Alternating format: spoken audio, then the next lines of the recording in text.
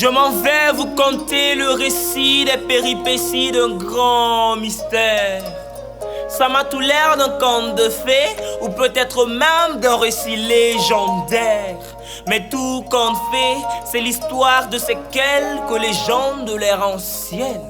C'est l'histoire de mes pères, fragiles comme de la poussière. C'est une histoire faite d'argile que ni vent ni marée ne sauraient emporter au-delà des mers. C'est l'histoire de ces reliques d'Afrique, les fils venus du haut, ces fiers voltaïques que j'évoque. C'était du beau, c'était magique. À l'époque, l'amour était le maître mot. La vie idyllique, tout se faisait sans équivoque.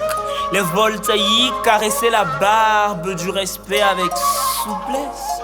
La douceur était leur forteresse. Jusqu'au jour où ces êtres venus de l'autre côté de la Méditerranée, ces êtres blancs vêtus de blond à la barbe blanche, ça me fait mal de l'admettre, mais ils ont lavé le cerveau de mes pères. Ils ont fait tomber en désuétude l'esprit de nos coutumes. Ils ont abusé de la parole de Dieu.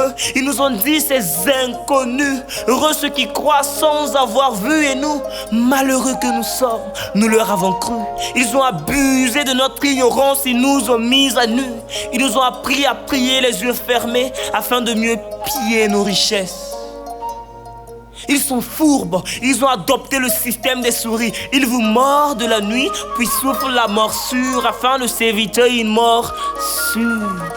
Telle est la racine de tous ces maux qui pèsent sur l'Afrique, de toutes ces victimes. Et encore dans l'océan de mon corps s'endort sans tort l'assaillant qui a pendu mon âme à la corde. C'est lui, l'explorateur, c'est lui qui a permis de partager à Berlin l'Afrique tel un gâteau d'anniversaire. Il a ouvert la brèche aux concurrents des terres lointaines. Ces pères missionnaires qui venaient nous prôner la paix, ils viennent en retour nous faire la guerre. Et outre le hennissement des chevaux et le bruit de leurs sabots, ces tyrans ont légué comme héritage à l'Afrique le goût amer de l'esclavage, l'odeur du sang sacré de nos frères d'armes. Ils ont fait pleurer ma sœur, ils ont fait couler les larmes de ma mère. Telle est la racine de tous ces maux qui pèsent sur l'Afrique, de toutes ces victimes. Et tenez-vous bien, la colonisation ne fait que commencer.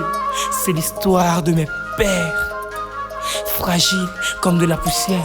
C'est une histoire faite d'argile que ni vent ni marée ne sauraient jamais emporter sous terre.